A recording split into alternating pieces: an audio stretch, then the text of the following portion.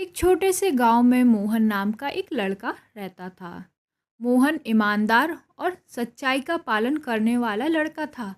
उसकी इस आदत की वजह से गांव के सभी लोग उसे बहुत पसंद भी करते थे। वहीं गांव में एक और लड़का था जिसका नाम सुरेश था, जो हमेशा झूठ बोलता था और हमेशा दूसरों को धोखा देता था। सुरेश की आदतों के कारण लोग उससे दूर रहते, लेकिन वह अपनी चालाकियों से कई बार लोगों का गलत फ़ायदा उठा लिया करता था। अब एक दिन की बात है, एक गांव में प्रतियोगिता होती है। प्रतियोगिता का नाम था सच्चाई की परख।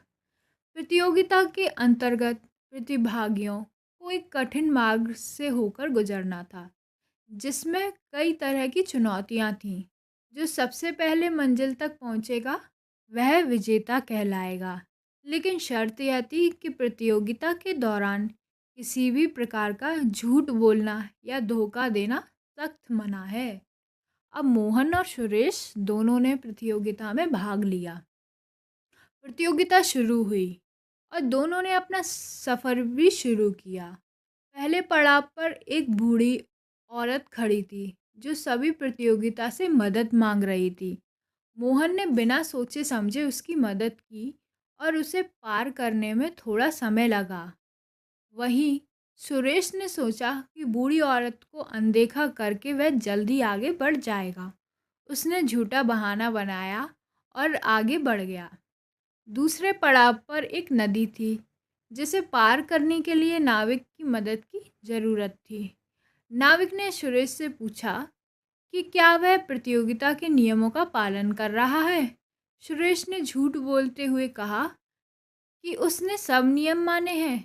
नाविक ने उसे नदी पार करने दी, लेकिन सुरेश को संतोष नहीं मिला क्योंकि उसने झूठ जो बोला था। मोहन ने भी नदी पार की, लेकिन उसने नाविक को सच बताया कि उसने पहले पड़ाव पर समय लिया था क्योंकि वह बूढ़ी औरत की मदद कर रहा था। नाविक ने उसकी ईमानदारी की सराहना की और उसे नदी पार करने में मदद की। अब आखिर में मंजिल पर पहुंचने के लिए एक अंतिम चुनौती थी। एक गुफा जिसमें से होकर गुजरना था। गुफा के दरवाज़ों पर एक संत खड़े थे, जिन्होंने प्रतिभागियों से पूछा कि क्या उन्होंने पूरे सफ़र में सच्चाई का पालन किया है।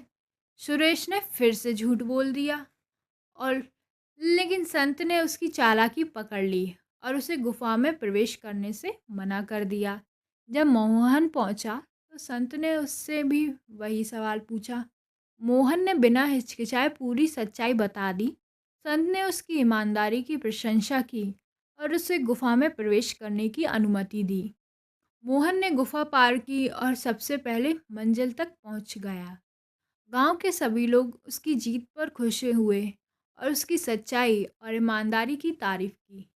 सुरेश को अपनी गलती का एहसास हुआ और उसने मोहन से माफ़ी मांगी और उसने वादा किया कि वह अब से सच्चाई का पालन करेगा। इस कहानी से हमें सीख मिलती है कि सच्चाई और ईमानदारी का पालन करने वाले व्यक्ति की अंत में जीत ही होती है।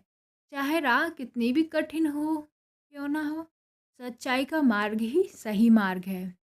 तो दोस्तों, कहानी अच्छी लगी हो तो लाइक का बटन ज़रूर दबाइएगा और कमेंट में बताइएगा कि आपको और कैसी कहानी चाहिए और ये कहानी आपको कैसी लगी। मिलते हैं अगली कहानी में।